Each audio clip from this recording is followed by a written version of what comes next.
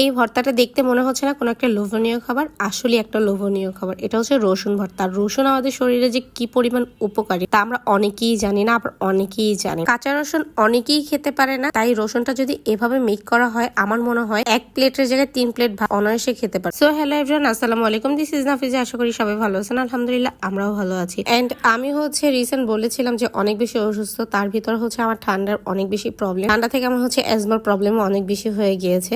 যাই হোক, ঠান্ডার জন্য রসুন কিন্তু খুবই উপকারী। এই রসুনটা হচ্ছে অল্প পানি দিয়ে আমি সিদ্ধ করে নিয়েছি। যতটুকু পানি দিয়ে সিদ্ধ করে নিয়েছি যেন রসুনটা ওই পানিটুকুর ভিতরে সিদ্ধ হয়ে যায়। এরপর একটি ফ্রাই প্যানে সরিষার তেল দিয়ে দিলাম হচ্ছে রসুন, সিদ্ধ করা রসুনটুকু দিয়ে দিয়েছি। দেওয়ার পরে পরিমাণ মতন এখানে কাঁচা পেঁয়াজটা দিয়ে দিব। এটা দিয়ে এরপর নাড়াচাড়া করে ভেজে নিব। ভাজাটা যখন হালকা দেখবো যে একটু থেতলানো হয়ে গিয়েছে, তখন ওই মুহূর্তে আমি শুকনা মরিচ দিয়ে দিব ঝালের পরিমাণ মতো। আপনারা যেভাবে ঝাল খাবেন ঠিক ওই পরিমাণ দিবেন। দিয়ে দিব ধনে পাতা, দিয়ে দিব কাঁচা মরিচ, আর দিয়ে দিব স্বাদ মতন লবণ। দিয়ে এরপর আপনারা পাটায় এটা বেটেও নিতে পারেন, শিল পাটাতে। আর যদি মনে হয় যে শিল পাটায় বাটবেন না, বাটনা দিয়েও আপনারা এটা মেক করতে পারেন। আর তার চেয়ে বড় ইজি কাজটা হচ্ছে ব্লেন্ডারে ব্লেন্ড করে নেওয়া যাবে। আর যখন ব্লেন্ডারে ব্লেন্ড করে নেবেন একটু ঠান্ডা করে নেবেন। আমি একটু ঠান্ডা করে নিয়েছি। এরপর ব্লেন্ড করার পরে দেখেন লুকিং সো ইয়াম। আর এত বেশি টেস্ট, এটা পোলাও দিয়ে, খিচুড়ি দিয়ে, সাদা ভাত আপনারা যে কোনো এটা খেতে পারবেন। আর এত বেশি উপকারী আর এত বেশি টেস্টি, আসলে বলে কয়ে লাভ নেই, এক্সপ্লেন করলেও আপনারা বুঝবেন না যতক্ষণে মেক করে না খেতে পারবেন। এরপর সাথে যদি